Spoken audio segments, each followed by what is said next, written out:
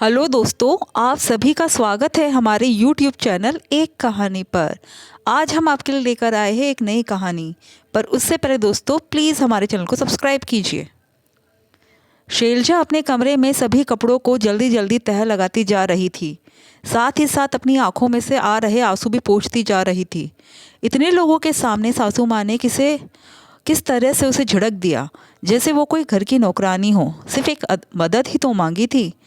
उस पर इस तरह से उसे बेइज्जत किया जाएगा, इसका उसे बिल्कुल भी अंदाज़ा नहीं था। अचानक सासू माँ की इच्छा हुई तो घर में एक छोटी सी सत्यनारायण की कथा रखी गई थी। बहन बेटियों के नाम पर सिर्फ थोड़े से रिश्तेदारों को बुलाया गया था। थोड़े से रिश्तेदार, दोनों मौसी सास का परिवार, दोनों बुआ सास का परिवार, छोटी ननद सुप्रिया जिसकी पिछले साल शादी हुई थी, उसके सास ससुर पति देवर आदि को बुलाया गया था। थोड़े थोड़े करके 30 लोग तो कम से कम रिश्तेदार ही हो गए। फिर घर के सभी सदस्य, ऊपर से सासू माँ की कुछ सहेलियाँ, कुल मिलाकर 50 लोग आराम से हो गए। मिठाइयाँ और नमकीन बाजार से मंगा ली गई और पूरी और 2 तरह की सब्जी घर पर ही शैलजा ने तैयार कर दी। सुबह 4 बजे से उठी हुई वो इन्हीं कामों में लगी हुई थी। सत्यनारायण की कथा खत्म होने के बाद सभी को प्रसादी के तौर पर भोजन कराया गया। भोजन आदि करने के बाद अन्य रिश्तेदार तो वहाँ से रवाना हो गए, लेकिन दोनों मौसी सास और सुप्रिया यहीं रुक गए। सुप्रिया और मौसी सास आज घर पर ही रुकने वाली थी। शैलजा अपनी थाली परोसकर बैठी ही थी, कितने में सासू माँ ने शैलजा को आवाज़ लगाई, अरे बहू, क्या आज पूरे कपड़े जलाकर ही मानोगी? दोपहर के 3 बजने को आए, अभी तक छत पर से कपड़े उतार कर नहीं लाई तुम? जी मम्मी जी, अभी लाई, कहकर शैलजा फटाफट छत पर गई और सारे कपड़े उतार कर नीचे ले आई और लाकर अपने कमरे में पलंग पर रख दिए।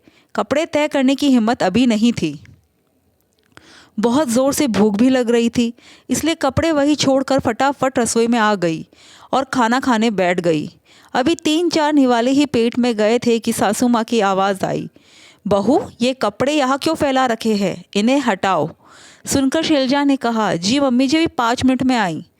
5 मिनट नहीं, तुम अभी आओ, हम थोड़ा आराम करना चाहते हैं। मेरे कमरे में तुम्हारे पापा जी आराम कर रहे हैं। आखिर उसे उठकर कमरे में आना ही पड़ा। उसने कपड़े पलंग पर से हटाए और एक तरफ टेबल पर रख दिए और वापस जाने लगी। सासू माँ ने टोका, कपड़ों को इधर से उधर क्यों पटक रही है? तह लगाकर क्यों नहीं रख देती? कम से कम सलवटे तो नहीं आएगी। शैलजा को बहुत ज़ोर से भूख लग रही थी, इसलिए उसने सुप्रिया से कहा, सुप्रिया दीदी प्लीज़ आप कपड़े समेट दीजिए ना, तब तक मैं खाना खा लेती हूँ, बहुत भूख लग रही है। बहू, तुझे शर्म नहीं आती सुप्रिया से काम करने के लिए कहते हुए? पर मम्मी जी, शादी से पहले भी तो सुप्रिया दीदी मेरी मदद करती थी।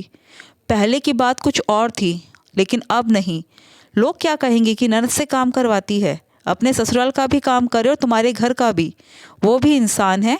खबरदार जो मेरी बेटी से घर का काम करवाया तो।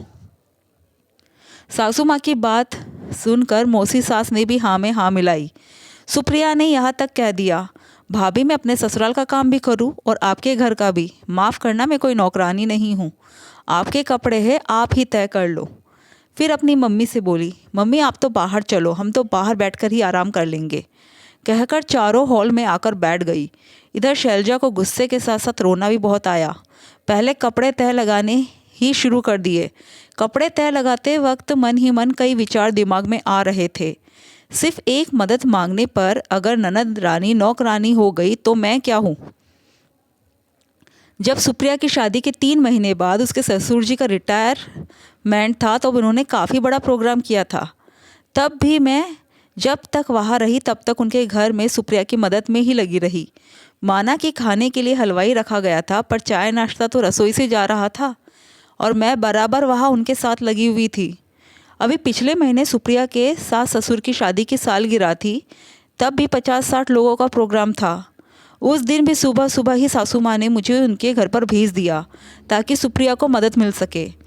मैं भी खुशी खुशी चली गई। सुबह से शाम तक सारे काम निपटा कर उसके बाद ही घर आई। पर मेरे मन में तो ये बात कभी नहीं आई कि मैं नौकरानी हूँ। उल्टा सासू माँ तो कितनी खुश हुई थी कि मैं सुप्रिया की मदद कर रही हूँ। खैर, शैलजा ने विचारों को झटक कर सारे कपड़ों को तह लगाकर रख दिया। रसोई में गई और थोड़ा बहुत खाना खाया और अपने कमरे में आकर आराम करने लगी। कुछ दिन बाद सुप्रिया के ससुराल में उसके सास ससुर ने भी सत्यनारायण की पूजा का आयोजन रखा। ज़्यादा नहीं, 30 लोगों को ही न्योता दिया गया था। सासू माँ ने शैलजा को बुलाकर कहा, बहू तुम सुबह जल्दी ही निकल जाना ताकि सुप्रिया को थोड़ी मदद हो जाए, और शाम को सारा काम फ्री कराने के बाद ही वापस आना ताकि सुप्रिया को थोड़ा आराम भी मिल सके। उनकी बात सुनकर शैलजा ने जवाब दिया, माफ़ करना मम्मी जी, मैं इतनी जल्दी नहीं जाऊंगी। उसकी बात सुनकर सासू माँ ने हैरानी से देखा और फिर कहा, क्यों, क्या बात हो गई? अरे मेहमानों की तरह जाओगे क्या सिर्फ खाने के लिए? वो लोग क्या कहेंगे? कैसी भाभी है जो ननद की मदद नहीं करा सकती? मम्मी जी, अगर मैं वहाँ जाकर उनके घर का काम में मदद कराने लगी तो लोग क्या कहेंगे कि मैं सुप्रिया की भाभी हूँ और उसके ससुराल जाके काम कर रही हूँ। मेरी ननद रानी को तो खूब ताने सुनने पड़ेंगे। क्यों, पहले भी तो 2 बार सुप्रिया के घर में काम पड़ा था, तब तो तूने जाके काम करवाया था। अब क्या हो गया जो तू मना करने लगी? सासू माँ ने तुनकते हुए कहा। सुनकर शैलजा ने जवाब दिया, मम्मी जी तब मुझ में अक्ल नहीं थी, पर क्या है ना कि जब अपने घर में सत्यनारायण का काम हुआ तो मुझे समझ में आया कि लोग हमारे बारे में बातें बनाते हैं कि हम किसी के घर जाकर काम में मदद क्यों करें, और वैसे भी मैं अपने ससुराल का काम करूंगी, किसी और के ससुराल से मुझे क्या लेना देना। शैलजा कहकर अपने कमरे में चली गई। आगे सासू माँ कुछ कह ना पाई। आज उन्हीं की बात उन्हीं पर उनकी ही बहू ने पलट दी थी। Thank you for watching. और आपको कहानी कैसी लगी प्लीज़ कमेंट करके ज़रूर बताइए।